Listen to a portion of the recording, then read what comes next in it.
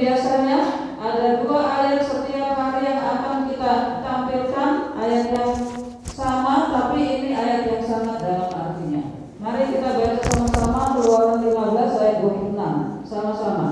Keluaran 15 ayat 26, firman-Nya, jika kamu sungguh-sungguh mendengarkan suara Tuhanmu dan melakukan apa yang benar di matanya dan memasang telingamu kepada perintah-perintahnya dan tetap mengikuti segala perintah-Nya, maka aku tidak akan menimpakan kepadamu penyakit manapun yang telah kutimpakan kepada orang Mesir, sebab aku Tuhanlah yang menyembuhkan engkau. Ya, ini janji Tuhan. Kalau Tuhan sudah berjanji, pasti akan ditepati. Oke, kita segera memasuki pelajaran yang berikut, yaitu obat yang kelima, pertarakan. Dari kata bertarak ini artinya adalah pengendalian diri. Ya, bertarak itu bertarak yang benar mengajarkan kita untuk membuang sama sekali sesuatu yang menyebabkan kita sakit dan menggunakan secara bijaksana apa yang baik dan menyehatkan. Apa yang membuat kita sakit? Air berwarna, ya kan, berada rasa, makanan-makanan olahan, tepung-tepungan itu membuat kita sakit, ya ditinggalkan. Tapi buah-buahan, makanan bergizi itu pun harus bijaksana dilakukan, digunakan, dikonsumsi, jangan berlebihan. Itulah artinya bertarak. Ya, membuang segala sesuatu yang membuat kita sakit, menggunakan dengan bijaksana sesuatu yang menyehatkan. Ya, jadi tidak berlebihan. Tubuh itu harus menjadi pelayan bagi apa? Bagi pikiran, bukan pikiran yang menjadi hamba bagi tubuh. Ya, oke. Baik, apa pentingnya bertarak? Lihat ini, penting bagi kesehatan kita. Kita pelajari bertarak sebagai satu apa juga tadi dari 8 itu, sebagai satu obat, ya, jadi sangat penting. Dan penting bagi pembinaan tabiat kita.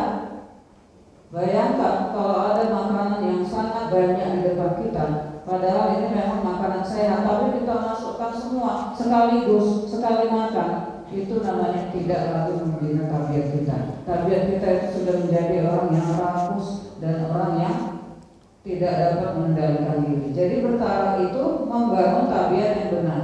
Lalu penting bertarak itu adalah untuk pemulihan kuasa moral, untuk menolak atau mengatasi keinginan yang salah melewati hati nurani kita. Jadi kalau kita melihat, contohnya lah kita katakan makan bersama, ya, ada makanan sehat gitu, lalu kita ngantri.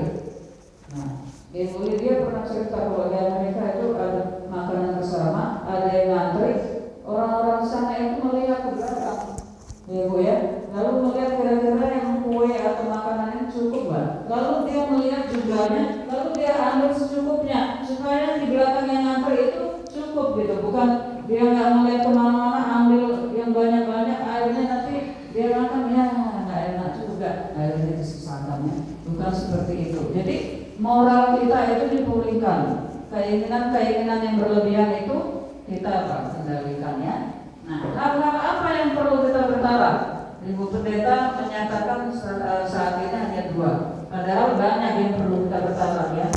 Baik itu kita mendengar musik, baik kita menonton, baik kita melakukan saat ini apapun, tengah berlangsung kebaktian kebangunan rohani KKR Perguruan Advent 6 Jatinegara.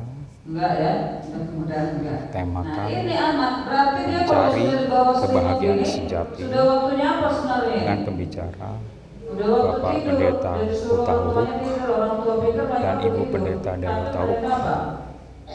Menggunakan Yang gadget diselingi berlebihan. sebelum Sudah khotbah ada waktu adalah diberikan orang tua, ceramah tapi kesehatan. mereka melakukannya berlebihan. Akibatnya Hari apa, ini anak? Rabu, Coba perhatikan dulu di sini. Akibatnya apa? tanggal 6 April Pertama, mengganggu 2023. perkembangan otak.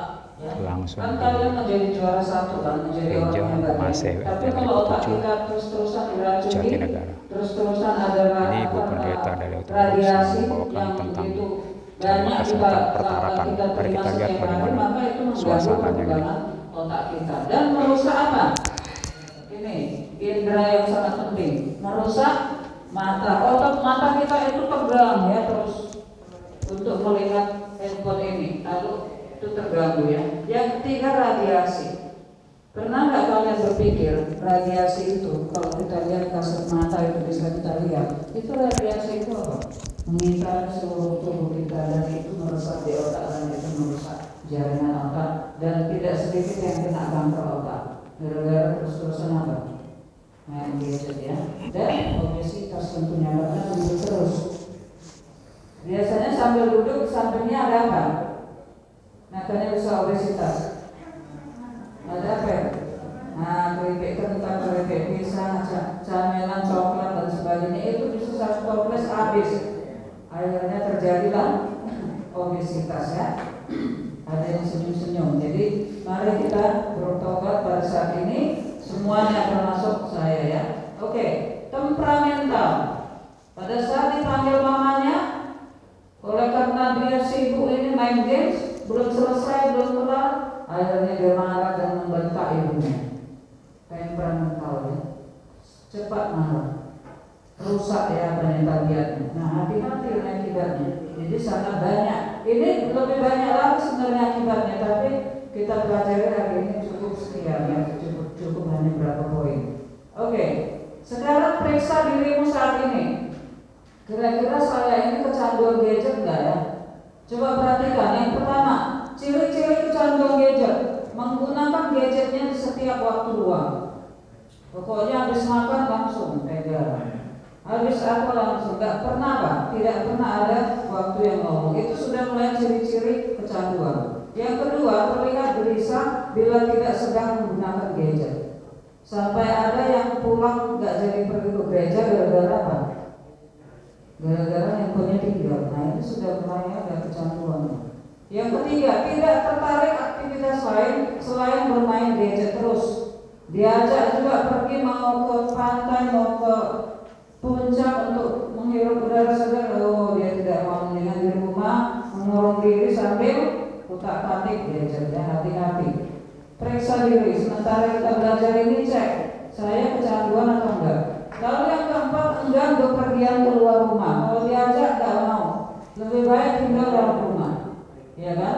Lalu yang kelima, mengalami kesulitan untuk tidur di malam hari. Ternyata anak-anak baik nonton TV berlebihan, baik memakai gadget, itu rupanya merusak itu ada hormon untuk kita bisa tidur itu dirusak oleh radiasi dari gadget ini. Jadi hati-hati ya. Lalu melanggar batas waktu menggunakan gadget yang diperbolehkan oleh orang tua. Jadi orang tua sudah ada peraturan, tapi karena kecanduan dia tidak memperdulikan itu. Nah, seperti anak tadi menggunakan gadget secara sembunyi. Kadang-kadang sampai dia ke toilet pun bawa juga. Ini kan udah lebih parah ya. Pergi kemana-mana dibawa. Tidak ada pernah tangannya kosong. Selalu di tangannya ada gadget. Tidak mampu berkonsentrasi dengan baik di sekolah. Ibu-ibu guru sini dan bapak guru, ada nggak murid-murid yang susah konsentrasi di kelas? Ada. Kenapa? Bisa jadi karena kecanduan ini.